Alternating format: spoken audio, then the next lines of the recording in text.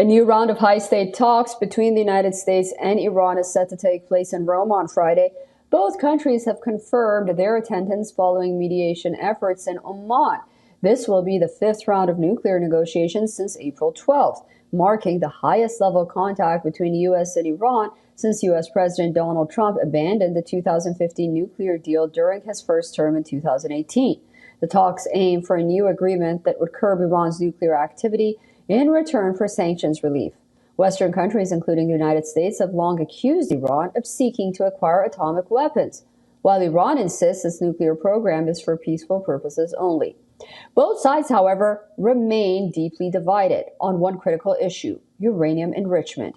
Iran currently enriches uranium up to 60% purity, far above the 3.67% cap set by the 2015 nuclear deal, but still below the 90% needed for a nuclear weapon.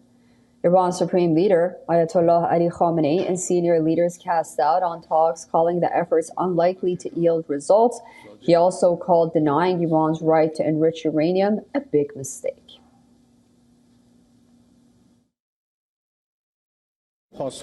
We have previously responded to these unreasonable demands. Repeating an unrealistic, illogical, and irrational position does nothing to legitimize that stance. No matter how many times American officials repeat it, it will not change the essence of the matter. Our position is completely clear.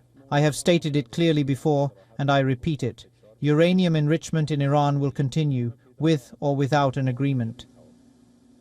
This comes after U.S. key negotiator Steele Witkoff voiced opposition to any uranium enrichment and said that the enrichment program can never exist in Iran again. The U.S. has maintained that any deal must eliminate Iran's capacity to enrich uranium, a demand Iran calls non-negotiable.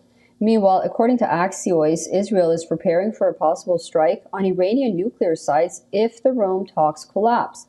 It says that Israeli forces have ramped up military drills and are preparing for a week-long military campaign if diplomacy fails. Prime Minister Benjamin Netanyahu of Israel said that while Israel will welcome an Iran nuclear deal, it will retain its right to defend itself if the need arises. Iran remains a very serious threat to Israel. We are, of course, in full coordination with the United States. We are talking to them all the time, and we hope that if they can reach an agreement that will prevent Iran from having a nuclear weapon, that means that it will prevent Iran from being able to enrich uranium. If this is certainly achieved, we will of course welcome it. But in any case, the State of Israel reserves the right to defend itself against a regime that threatens to destroy us. With Israel on high alert and red lines drawn on both sides, is it safe to assume that the Friday meeting could determine not just the future of Iran's nuclear program, but also peace in the Middle East?